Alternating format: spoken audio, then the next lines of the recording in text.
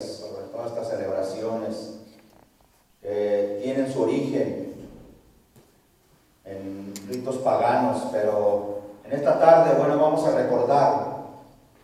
recordar el verdadero significado, algo que no debe ser exclusivo de este día. Sabemos nosotros, y estudiamos por ahí la mañana con la palabra, vimos que nuestro Señor Jesucristo no nació el 25 de diciembre, no nació ni siquiera en este mes de diciembre. Por ahí la palabra nos habla, nos da algunas citas y nos hace ver, no nos da una fecha exacta, pero también nos dice, sin con certeza y seguridad, que no fue en este mes. Y hoy tenemos que recordar que esta palabra que recordamos, que el nacimiento de nuestro Señor Jesucristo, no es algo que debemos recordar únicamente un día, que no es algo que usted y yo tenemos que tener en nuestra mente únicamente en una fecha especial, o tomar un día únicamente para poder celebrar el nacimiento de nuestro Señor Jesucristo. Nosotros día con día, los 365 días del año, tenemos que recordar que el Cristo de la gloria dejó su lugar, dejó su majestad, dejó su divinidad por venir a este mundo, por venir a salvarnos, por venir a darnos salvación, para proveer un camino de regreso al Padre.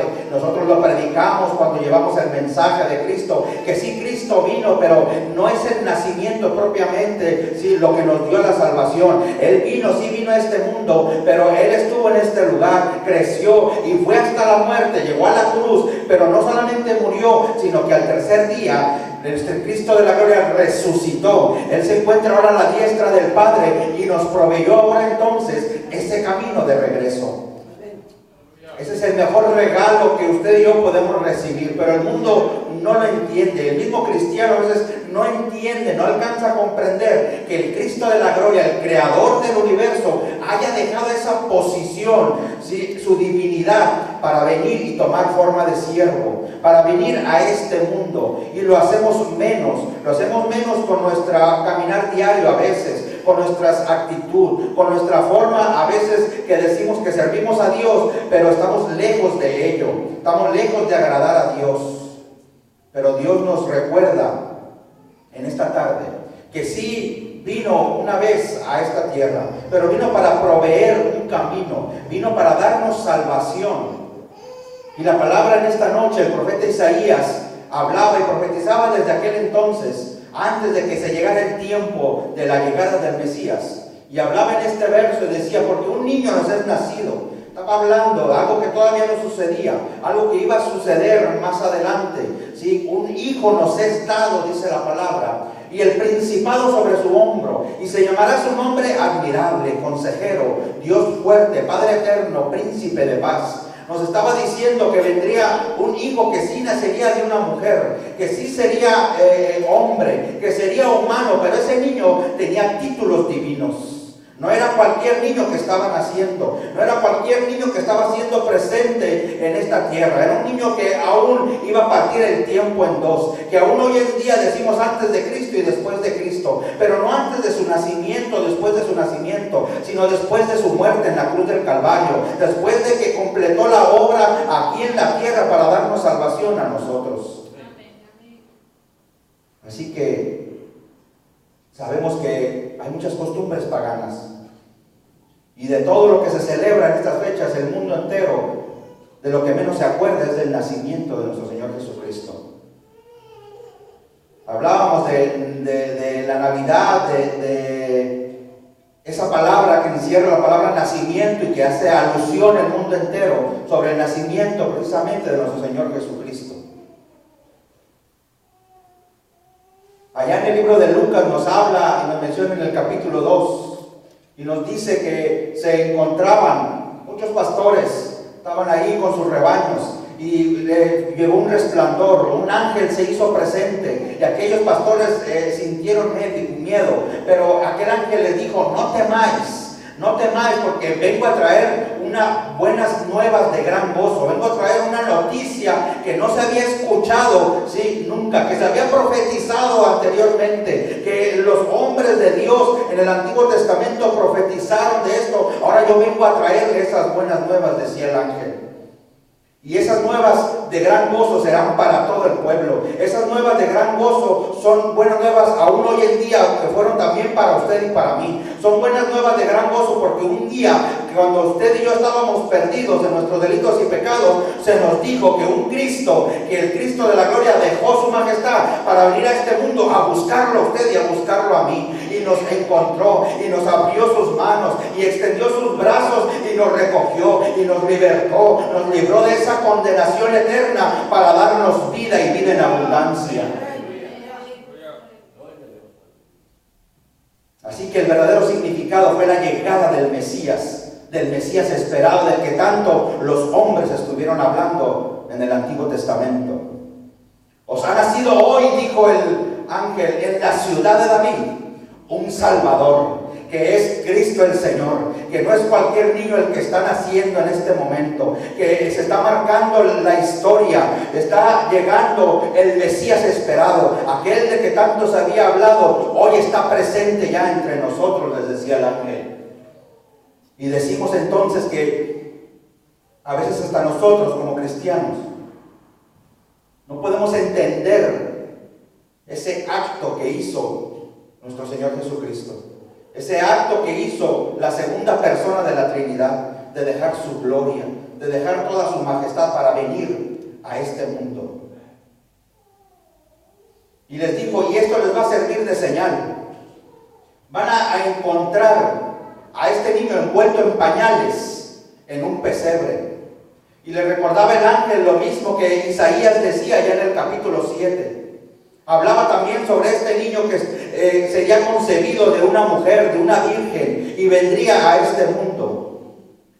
Se estaba cumpliendo esa señal, porque Dios es fiel a su palabra, porque dice la palabra que el cielo y la tierra pueden pasar, pero la palabra de nuestro Dios no pasa. La palabra de Dios se cumple. ¿Cuántas veces el Señor no nos ha hablado? ¿Cuántas veces nos ha dicho? Y cada palabra que el Señor nos da, cada bendición que hemos de recibir, el Señor siempre la ha cumplido. Siempre ha sido fiel a su palabra. Él nos ha provisto de un camino, por lo tanto nosotros tenemos que permanecer en ese camino que Él nos ha provisto, porque Él ha prometido en su palabra que un día estaremos delante de su presencia, que un día llegaremos delante de Él y le conoceremos tal cual Él es.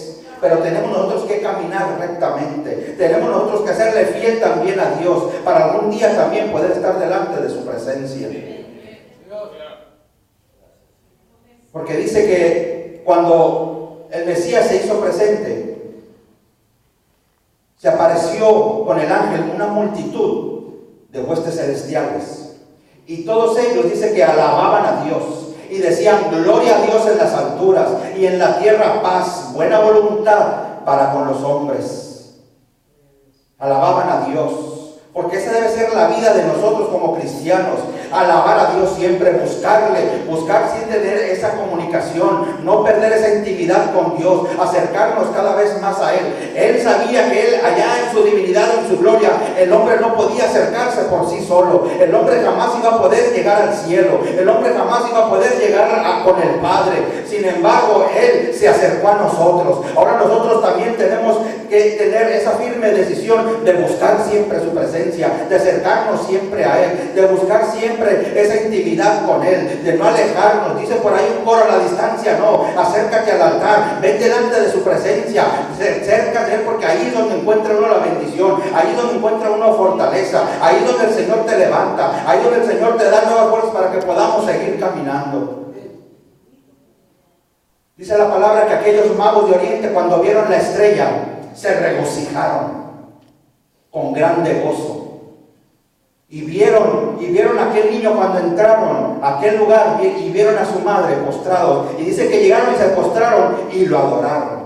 Y abrieron sus tesoros y le ofrecieron presentes. Le entregaron oro, incienso y mirra. Le entregaron oro reconociendo que él era un rey, que era el verdadero rey que estaba ahí presente. Le entregaron en sus presentes el incienso, recordando que él era Dios. Estaban siendo testigos de que Dios mismo se había encarnado en aquel niño y estaba ahí presente. Pero le entregaron también la mirra. Le entregaron una mirra porque era el sufrimiento que iba a padecer como hombre, que no solamente iba a nacer, que venía con un un propósito, que tenía algo ya en mente, que había un plan ya trazado de aquel niño que se estaba haciendo presente en aquel día. Y el plan era hacer la voluntad del Padre. Aquel niño crecería para hacer la voluntad del Padre. Y la voluntad del Padre y la voluntad de Él, que fue trazada ya en la eternidad pasada, nos habla de que Él venía a morir por ti y a venir por mí, que iba a ser sacrificado en la cruz del Calvario, que iba a padecer, pero que también iba a resucitar al tercer día, porque como el Hijo obedeció al Padre,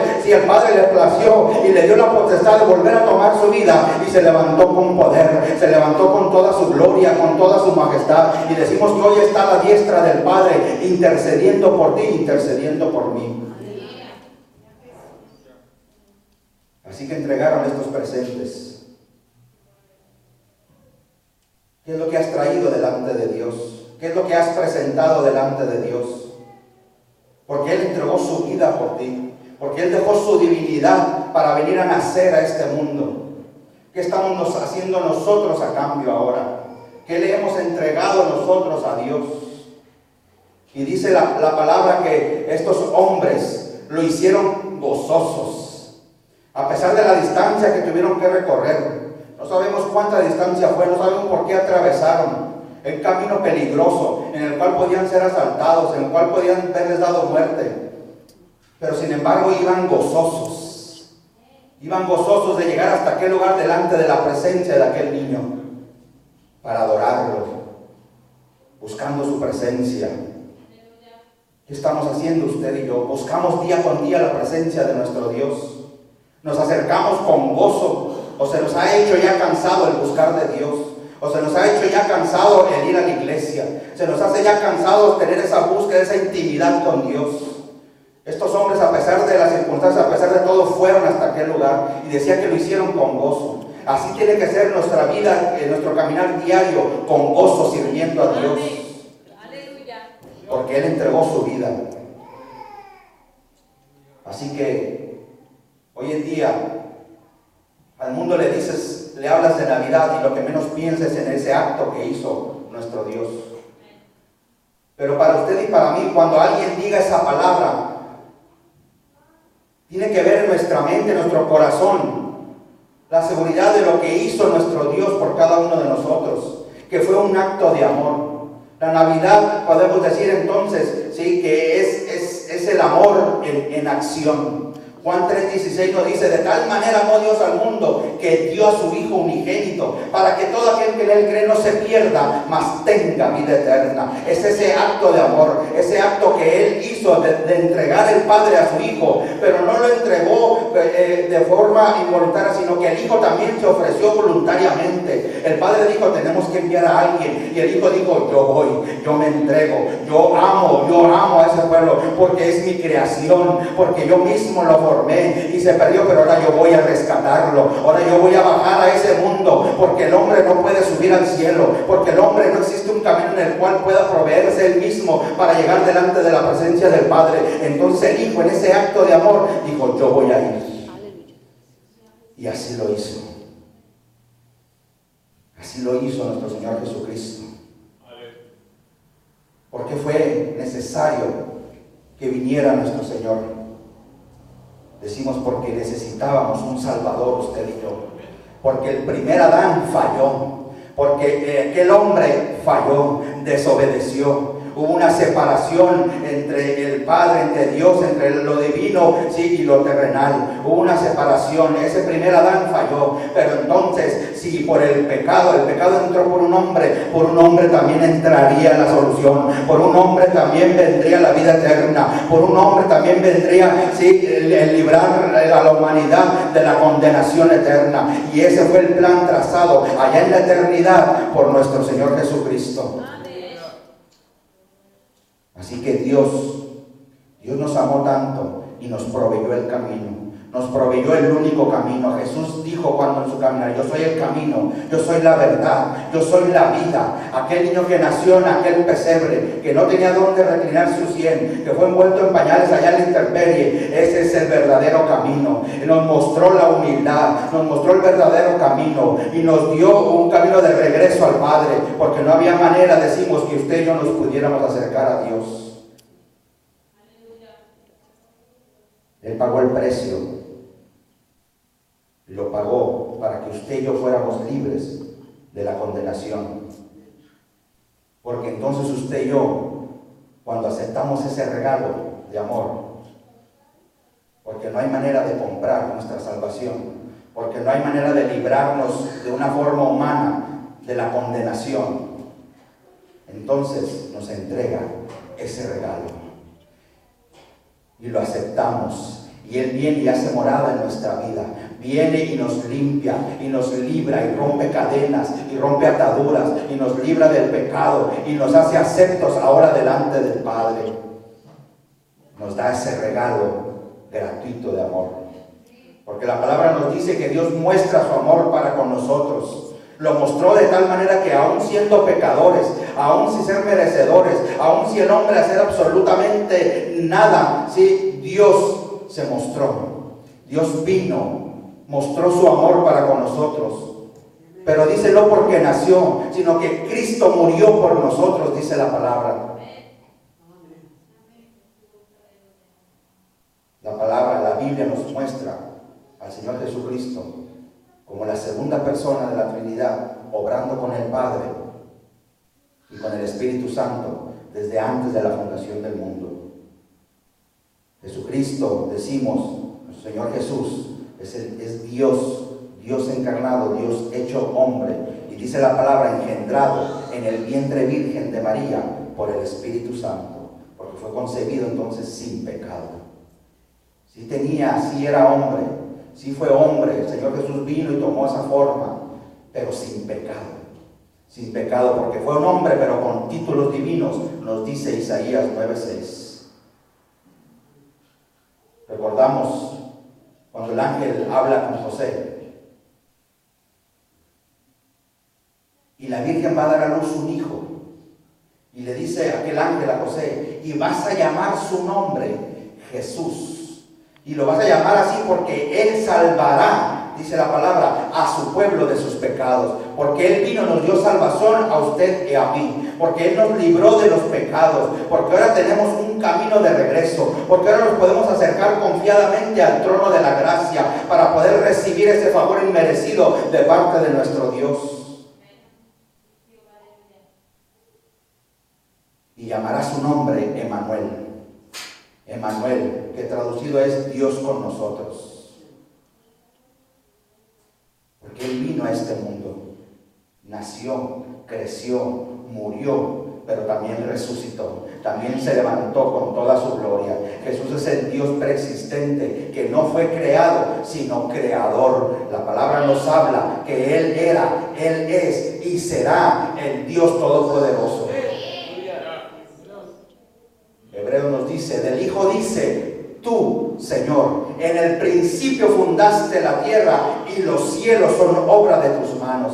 Aquel que formó los cielos era el que estaba naciendo, era el que estaba viniendo a este mundo por salvarnos a ti y por darnos salvación a mí. No todo lo que el hombre habla ahora, que aleja todo, estas festividades alejan del verdadero significado. Mire lo que Dios hizo al venir a esta tierra. Él vino a esta tierra para que usted y yo podamos ir al cielo. Entregó su vida y murió por nosotros, que estábamos muertos en nuestros delitos y pecados, para que usted y yo pudiéramos tener vida eterna. Él se dejó poner una corona de espinas para que usted y yo algún día se nos pueda entregar una corona de vida eterna. Se hizo hijo de hombre para que usted y yo pudiéramos ser hechos hijos de Dios. La Biblia nos habla que el propósito de Dios al encarnarse fue salvarnos de nuestros pecados, porque el pecado hace separación entre Dios y el hombre. El pecador, usted y yo necesitábamos ser redimidos. No podíamos hacerlo solos. Y entonces Jesús dijo, yo voy a ir. A Génesis 3:15 nos da esa promesa. Desde ahí se traza la promesa, que nacería de una mujer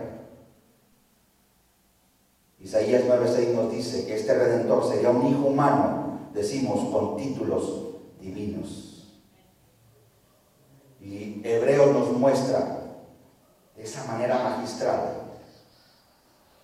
a la persona de Jesucristo y nos demuestra a través de las Escrituras que aquel niño envuelto en pañales, que aquel niño que estaba naciendo en aquel pesebre era superior a todo lo antes revelado, era superior a todo lo que antes se había presentado allá en el Antiguo Testamento. Nos habla de que toda la ley con sus tipos, con sombras y figuras anunciaban a aquel niño que estaba naciendo en aquel pesebre. Así que cuando llegó el cumplimiento del tiempo, Dios mismo se encarnó en la persona de su Hijo para traernos a Emmanuel. Dice la palabra en Isaías 7:14: por tanto el Señor mismo os dará señal, la Virgen concebirá y dará a luz un hijo y le pondrá por nombre Emmanuel, que significa Dios con nosotros, que Dios está entre nosotros, porque Dios sigue habitando entre nosotros, porque Dios sigue habitando en cada uno. Desde el momento en que le aceptamos, Dios viene y nace dentro de nosotros. Nosotros mismos volvemos a nacer, ¿sí? No físicamente, sino espiritualmente, ¿sí? Tenemos ahora entrada, ¿sí?, al Padre. Ahora podemos acercarnos confiadamente a ese trono de la gracia. Porque aún hoy en día podemos sentirlo. Sigue siendo Emmanuel, sigue siendo Dios con nosotros, porque sigue sanando, porque sigue tocando, porque sigue manifestándose en medio de su pueblo, porque le sigue hablando a su pueblo, porque seguimos recibiendo esas bendiciones día con día. Cada que levantamos la mano, cada que doblamos rodilla, cada que venimos al altar, cada que clamamos y decimos: Señor Jesús, mira mi condición, mira por lo que estoy pasando, mira las situaciones tan adversas. Y entonces ahí está Emmanuel, ahí está Dios con nosotros, ahí está su mano poderosa para levantarnos, para fortalecernos, para darnos nuevas fuerzas. ¿Qué hacemos nosotros a cambio? Y decimos que Isaías describe estos títulos divinos. Inicia este verso que nos ocupa diciendo: porque un niño nos es nacido, hijo nos es dado. Se presenta la persona del Mesías como el de un hombre en su naturaleza humana, aquel descendiente de David. Pero dice: un hijo nos es dado. Desde la eternidad Dios planeó dar. Y dio a su Hijo como propiciación por nuestros pecados. Jesús, el Hijo de Dios, el que existió eternamente como el Hijo, el Mesías, que era preeminentemente el regalo de Dios para usted y para mí. El hombre no tenía ningún derecho sobre él. Sin embargo, él voluntariamente se ofreció para venir a salvarnos, a usted y a mí. El Padre dio a su Hijo como sacrificio por los pecados del mundo, por tus pecados, por los míos. Ahora, ¿cómo nos estamos ofreciendo usted y yo a Dios? ¿Qué estamos haciendo? ¿Estamos obedeciendo? ¿Hay amor en nuestro servicio a Dios? Como aquellos magos que se presentaron gozosos, así lo hacemos nosotros cuando servimos a Dios. ¿Cómo lo estamos haciendo? Y hablamos de dar. ¿Recuerda lo que usted le dio a Dios cuando lo conoció? ¿No le entregó su vida a Dios? Cuando fuimos salvos, ¿no le entregamos nuestra vida? Pues su vida ya no le pertenece entonces. Ahora le pertenece a Dios. Ahora hay que someternos a la palabra. Ahora hay que mantenernos en ese camino que fue provisto para usted y para mí, para que pudiéramos retornar al Padre, para que pudiéramos llegar nuevamente delante de la presencia de Dios a través del Mesías. Dice su palabra: y el principado sobre su hombro. El principado sobre su hombro, porque todo le pertenece a Él. Todo le pertenece a Él. Jesús es el Rey de Reyes y Señor de Señores. Él es el principio y el fin. Él es el alfa y la omega, el que ha de venir y vendrá y no tardará, dice la palabra, el Todopoderoso. Y sabemos que Él es fiel a su palabra, que Él volverá por su pueblo, que sí vino una vez como siervo, que se hizo presente como el Mesías, que estuvo envuelto en pañales en aquel pesebre, pero dice la palabra que ahora Él vendrá como el Rey de Reyes, ahora se presentará en las nubes para levantar a su iglesia, ahora reinará con justicia, el Señor de señores, dice la palabra. No será ya como aquel niño envuelto en pañales. Así que hay que mantenernos en ese camino que Dios nos ha provisto. No nos apartemos de Él. Busquémosle día con día. Esforcémonos por servirle, por serle fiel a Dios. Llamará su nombre admirable, dice la palabra. Admirable consejero. Qué mejor consejero que nuestro Dios. Qué maravilloso consejero es nuestro Dios. Él es nuestro ejemplo perfecto, nuestro maestro infalible. Y nos dejó su palabra escrita para mostrarnos cómo vivir, cómo desenvolvernos, nuestro día a día, qué debemos de hacer, cómo debemos de agradar a Dios. Nos lo dejó plasmado en su palabra. Así que hay que obedecer. Hay que seguir el consejo de la palabra. Hay que atender al consejo que la Biblia nos da para poder vivir una vida recta delante de Dios. Él nunca se equivoca. Dice la palabra que en Él están escondidos todos los tesoros de la sabiduría y del conocimiento. Oiga, aún los enemigos en su caminar, aún los enemigos, aquellos que querían darle muerte, ¿sí? Cuando lo oían hablar, dijeron ellos mismos: jamás hombre alguno ha hablado como este hombre. Jamás hemos encontrado tanta sabiduría. Jamás hemos encontrado a alguien que se exprese de la manera que se está expresando este hombre. Este tiene que ser diferente. Tiene que ser alguien diferente. Porque jamás se ha presentado sobre esta tierra alguien que hable como lo hace él. Jamás encontraremos un mejor consejo que la palabra de nuestro Dios. Porque solemos acudir al consejo, y a veces acudimos al consejo de aquel que no tiene a Cristo en su corazón. Vamos allá al mundo y pedimos consejo a tantas personas que ni siquiera creen en Dios. Aquí está la palabra. Nuestro consejero es nuestro Dios. Atendamos, pero atendamos al llamado que Él nos hace. Sigue diciendo la palabra. Dios fuerte, su nombre será Dios fuerte, Padre eterno, Padre de la eternidad.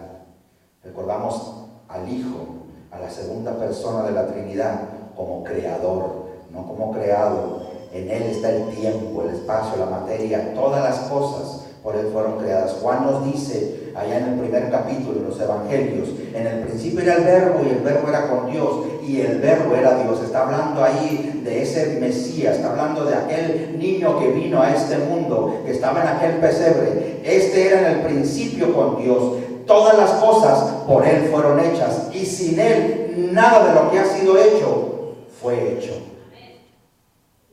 Ahí está su deidad absoluta, su deidad eterna, su omnipotencia, su unidad con el Padre y con el Espíritu Santo, en esa divina Trinidad. Y llamará su nombre, dice al final del verso, Príncipe de Paz, quien trae verdadera paz a este mundo, quien trajo verdadera paz al hombre. Bienaventurados los pacificadores. Nos habla también por ahí las bienaventuranzas, hablando del Maestro, porque ellos serán llamados hijos de Dios. Y Él hizo la paz, no por su nacimiento, no por haberse hecho presente en aquel lugar. Hizo la paz mediante la sangre que derramó en la cruz del Calvario, porque usted y yo éramos enemigos del Padre. Usted y yo estábamos en enemistad contra Dios.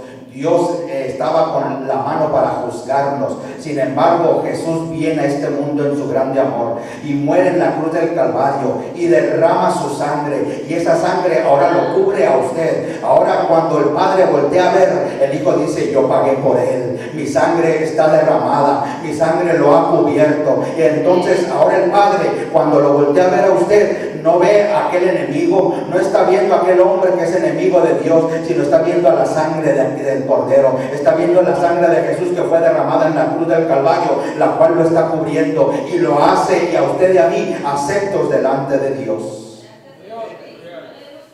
Él es nuestra paz, pero es necesario que usted y yo permanezcamos en ese camino que Él nos ha provisto, que permanezcamos en Jesús. Jesús ciertamente trae paz al corazón del hombre. Dice la palabra que Él guardará en completa paz. ¿Pero a quién? ¿A quién guardará en completa paz? Aquel cuyo pensamiento en Él persevera, porque en Él ha confiado. ¿Dónde está depositada tu confianza? ¿Dónde está puesta tu mirada? Tiene que estar en el Cristo de la gloria. Tiene que estar en Jesús nuestra mirada. Él es nuestra paz. Y la paz no es la ausencia de problemas. La paz en nuestros días no es la ausencia de adversidades. La paz es tener a Cristo en nuestro corazón. Porque aún en medio de la tormenta, aún en medio de la adversidad, usted y yo podemos tener paz. Usted y yo podemos cantar gloria a Dios. Usted y yo podemos seguir alabando a Dios, aún en medio de la prueba, aún en medio del dolor, aún en medio de la lucha. Sí, nosotros podemos tener esa paz, porque esa paz es Cristo. Esa paz es Dios el que nos la da. Y esa paz el mundo no nos la puede quitar, ni la adversidad, ni el problema, ni la tormenta, porque esa paz proviene de arriba. Esa paz proviene de la divinidad. Esa paz proviene del Cristo de la gloria. Y esa paz sobrepasa todo entendimiento. Y cuando Él regrese, Él traerá esa paz, porque así reinará, dice la palabra, su reinado sobre la tierra.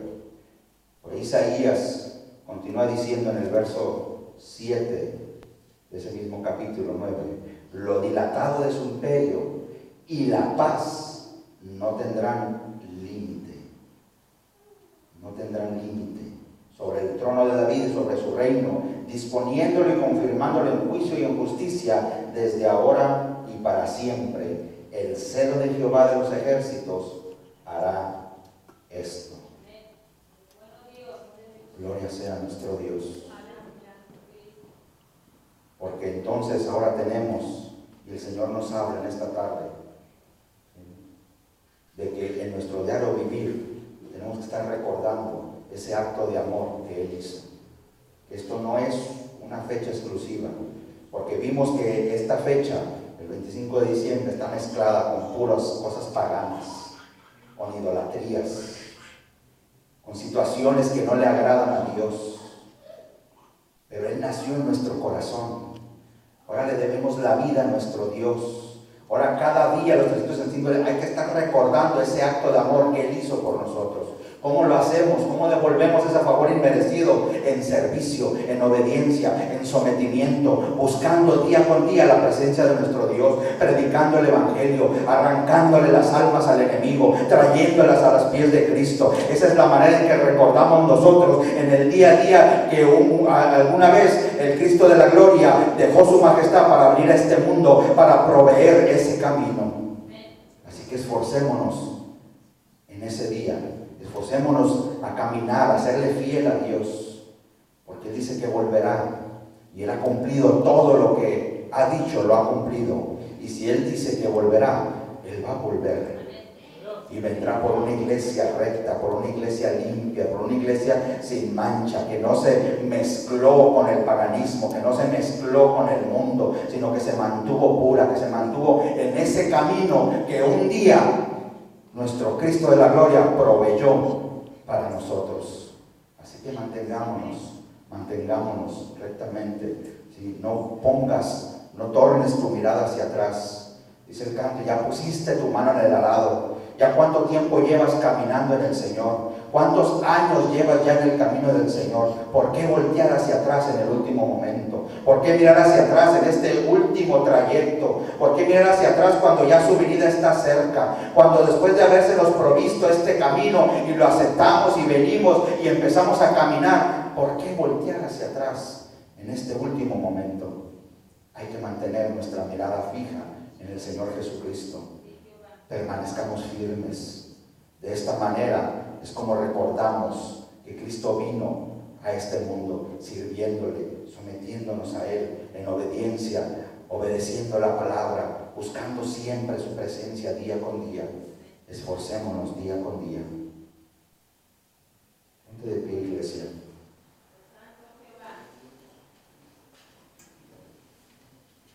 Atendamos al llamado que Dios nos hace.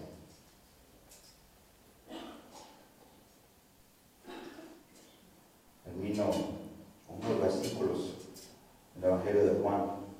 El altar está abierto para el que desee la oración, aquel que desea tornar su mirada hacia atrás, aquel que lo hizo, vuelva su mirada nuevamente, aquel que está atravesando por una situación adversa, ponga su mirada en el Señor. Recuerde lo que hizo el Cristo de la gloria. Recuerde que lo hizo cuando usted y yo estábamos muertos en nuestros delitos y pecados. Siendo pecadores, eso hizo el Señor por usted y por mí. Imagine ahora que usted es hijo del Dios Altísimo. Imagine usted ahora que antes no era pueblo y que ahora es pueblo de Dios. Que ahora usted es una nación santa. Que ahora usted es un pueblo adquirido a precio de sangre. Imagine qué no hará el Señor hoy por usted. En el mundo estaba y el mundo por Él fue hecho. Pero el mundo no le conoció. A lo suyo vino, pero los suyos no le recibieron. Mas a todos los que le recibieron,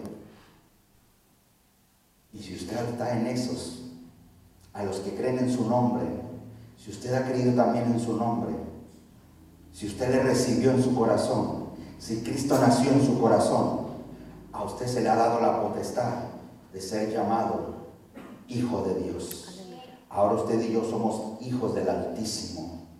Y no somos engendrados de sangre, dice la palabra, ni de voluntad de carne, ni de voluntad de varón, sino de Dios. Porque aquel verbo fue hecho carne y habitó entre nosotros. Y dice la palabra, y vimos su gloria, gloria como del unigénito del Padre, lleno de gracia y de verdad. Pero hoy en día seguimos viendo su gloria. Hoy en día todavía hay gloria de Jehová sobre la tierra. Hoy en día todavía se encuentra Emmanuel. Todavía está Dios con nosotros. Y sigue lleno de gracia, sigue lleno de verdad. Sigue llamando, sigue hablando al hombre, sigue hablando a nuestros corazones. Nos sigue diciendo acércate, acércate. Mira, mi venida está cerca, mi venida está próxima. Vengo por mi iglesia, vengo por mi pueblo. Sí vine una vez y vine como siervo, pero ahora vendré a recoger, vendré en mi gloria, en mi majestad. Yo vengo por mi iglesia, así que alístate, iglesia. Se te ha dado el privilegio de vestir vestiduras blancas. No desaprovechemos lo que Dios ha puesto en nuestras manos, ese favor inmerecido. Acerquémonos a Dios, busquémosle de corazón, con gozo, con humildad. Acerquémosle y busquémosle. El altar está abierto, vengamos delante del Señor. Señor, aquí está mi vida. Digámosle, Padre Santo, aquí estoy. ¿Sí? ¿Cómo podré yo pagar lo que tú has hecho por mí? Señor, lo que puedo hacer es entregar mi vida en adoración, en servicio. Aquí está mi vida. Padre, tu palabra ha sido expuesta, Señor.